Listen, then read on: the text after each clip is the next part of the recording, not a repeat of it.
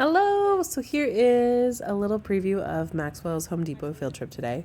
I left a little bit of the sound on so you can kind of hear the cadence in the background of me working with him and asking him commands.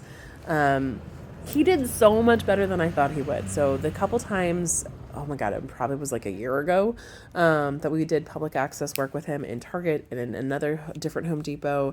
He was just terrified, not gonna lie, just wasn't a fan of it. His confidence is so much more, which is really exciting.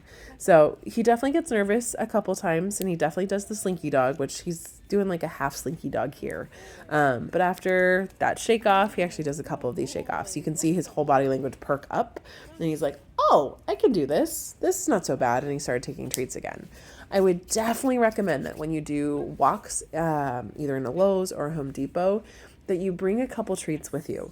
You don't have to have a ton, but as he checks in with you or as you make turns, he gets rewarded for checking in. You know, the last video I did where I talked about like the Pez dispenser, especially for how nervous he gets, the idea is that every time we accomplish something scary in Maxwell's world, he gets payment for it. It also helps if you're not clumsy fingered like I am and he has to pick up his treats from the ground. But you can see when we get ready to walk through alleyways or go into like turn corners, he gets that kind of nervous eye. Walking a couple steps backwards and asking for that sit to redirect, that's what we want. Anytime that you're like, I need you to focus, dude, ask him for a sit. And if he is just flat out not listening, turn around, walk away, and then reset and do it again. He usually pops back on. I kept this mostly normal speed. It's a little itty bitty sped up. But I kind of wanted you to see the real time of his reactions to things and how I respond in kind. The biggest thing when you're going to walk in here, and I'm sure you hear it in your neighborhood already, is, oh my gosh, he's so cute. Oh, is he a service dog? Or, oh, is he in training?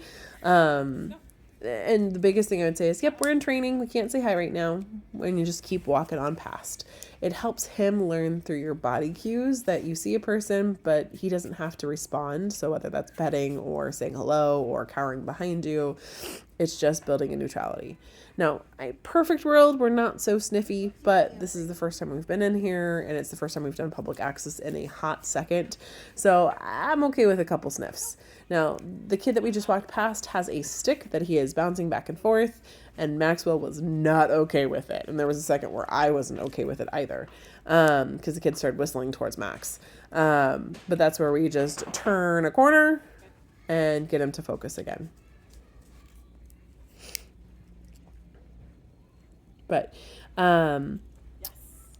on adventures. Take him and expose him to places. Just know that when you take him to a new place and expose him, don't expect to buy anything. Don't expect to have time for yourself. It's really more of Maxwell's training adventure. The more exposures that we have, the better he'll be. And you can see right here, he put on the brakes. I had to walk backwards a couple steps and then ask him for a sit. Now, we had a dude walking towards us right there that was very stary at Max, and that's I think why he got so nervous, was he was like, I don't like your energy. So I just pushed him off to the side, get him to check in with me, and then okay, let's go. I do have him on a belt leash, so the carabiner is attached to the very back center belt loop and my training pouch. You could have ones that go across your shoulders. You can also just have a carabiner that's attached to you. But eventually he pops back in and he's excited with the treats in my hand.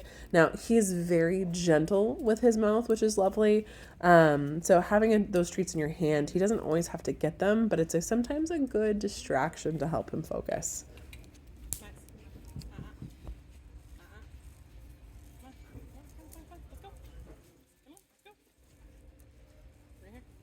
Training as a service dog or already a service dog? Training as a service dog.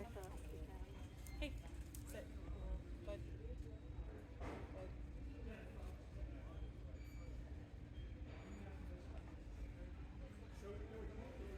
Yes, good boy. Yes.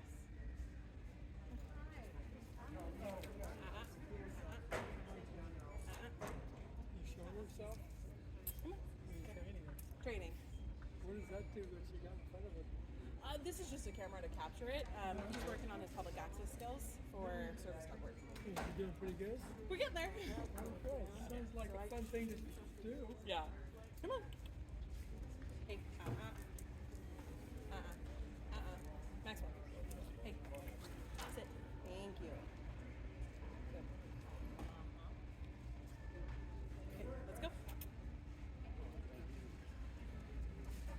me.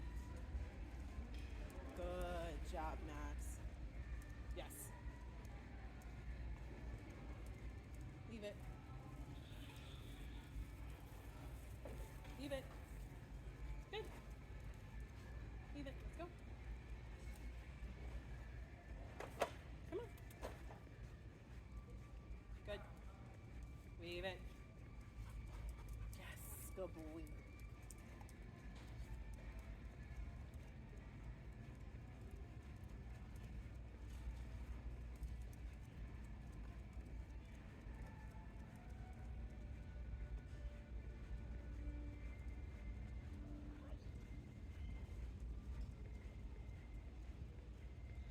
Come on.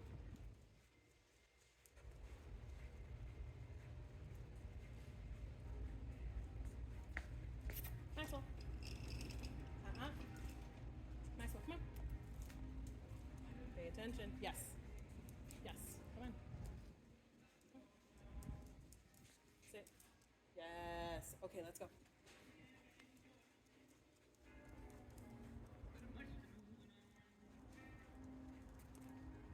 Okay, so one thing I like about the garden centers is it has a lot of sense. So it has a lot of plants, a lot of things that he has to ignore, even if like outside he'd normally be all nosy about them. It also has tight corners, so he has to walk and manage where he's going. So see how much he is looking down each aisleway. He's focused on each thing that he sees. Ideally, he's looking forward and at me versus looking at down every aisle. So that's where like practicing going on these type of walks and exploring walks helps him learn how to handle the anticipation of not seeing what's coming up. Because at the end of the day, that's what's driving him kind of like making him a little nervy. But otherwise, it was a fantastic trip. Let me know if you have any questions.